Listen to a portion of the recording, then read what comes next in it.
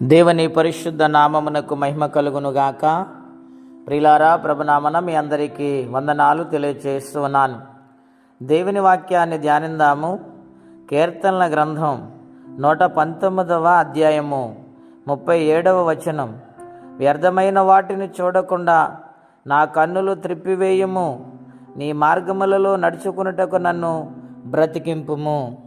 ప్రియ స్నేహితులారా, ఈ ఉదయకాల సమయంలో పరిశుద్ధాత్మదేవుడు మనందరితో మాట్లాడుచున్న మాట, మన కన్నులు వ్యర్థమైన వాటిని చూడకుండా త్రిప్పుకోవాలని పరిశుద్ధాత్మదేవుడి ఉదయకాల సమయంలో హెచ్చరిక చేస్తూ ఉన్నారు.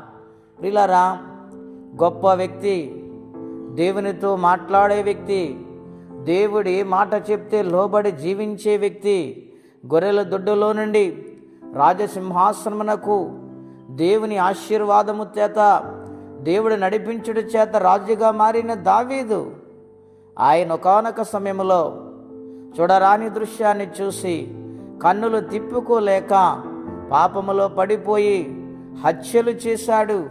ఆ సంగతి గ్రహించిన దేవాతి దేవుడు అతడు ప్రేమ కలిగిన వ్యక్తిని, లోబడే వ్యక్తిని, భయపడే వ్యక్తిని ఆలోచన చేయలేదు, కానీ హెచ్చరిక చేశాడు.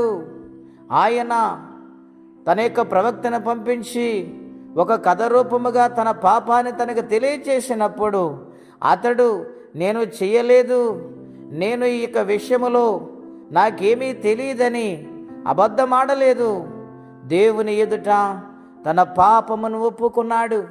తన యొక్క పాపమును దేవుని ఎదుట ఎప్పుడైతే ఒప్పుకున్నాడో తనకు దుఃఖము కలిగింది, వేదన వచ్చింది, తల్లడిల్లిపోయాడు. అటువంటి హృదయాన్ని చూసిన దేవుడు క్షమించటానికి ఇష్టపడ్డాడు.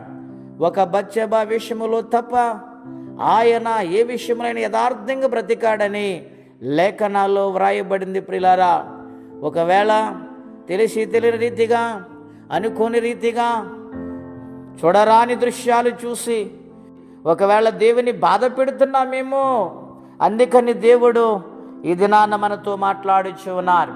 కాబట్టి మన దృష్టి ఎల్లప్పుడూ ఆయన వైపు ఉండాలి. మన కన్నులు ఎల్లప్పుడూ పరిశుద్ధతను కోరుకోవాలి.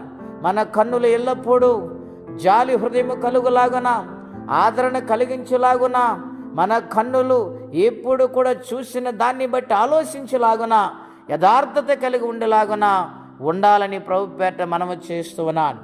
ఏసేపు కన్నులు నీతిమంతుడు కనుక ఏసేపుని దేవుడు ఆశీర్వదించటం, ఏసేపుకి తోడై ఉండటం, ఏసేపుని అభివృద్ధిలోనికి తీసుకుని రావటం మనం చూస్తున్నాం.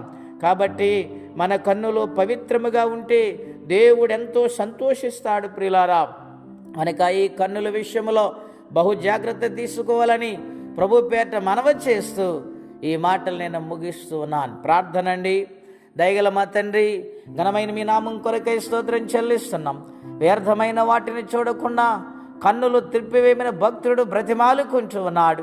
మా జీవితాల్లో కూడా నాయన ఎన్నోసార్లు తండ్రి తెలిసి తెలియని రీతిగా మేము చేసిన ప్రతి ఒక్క అపరాధములు క్షమించి నాయన పరిశుద్ధమైన చూపు కలిగి నీ సన్నిధిలో బ్రతికే జీవితం అందరికీ దయచేయమని, ఎవరి కష్టములో బాధలు ఇబ్బందులు ఉన్నారు వారికి నీ సహాయం పంపించమని, ఈ దినము దీవెనకరంగా మార్చమని యేసుక్రీస్తు వారి పుణ్యనామములో ప్రార్థించి స్తుతించి వేడుచున్నాము తండ్రి.